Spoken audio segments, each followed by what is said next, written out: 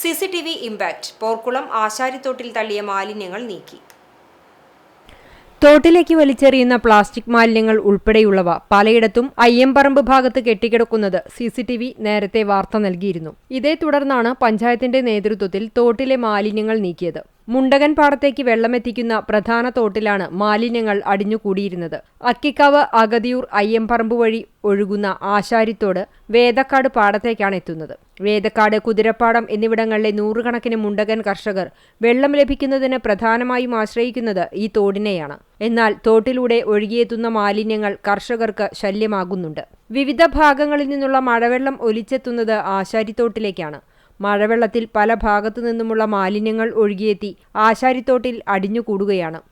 സ്വകാര്യ സ്ഥാപനങ്ങളിൽ നിന്നുള്ള മാലിന്യങ്ങളും ആശാരിത്തോട്ടിലേക്ക് ഒഴുകുന്നതായി പരാതിയുണ്ട്. തോട് വൃത്തിയാക്കി സൂക്ഷിക്കാൻ നടപടിയെടുക്കണമെന്നാണ് കർഷകരുടെ ആവശ്യം.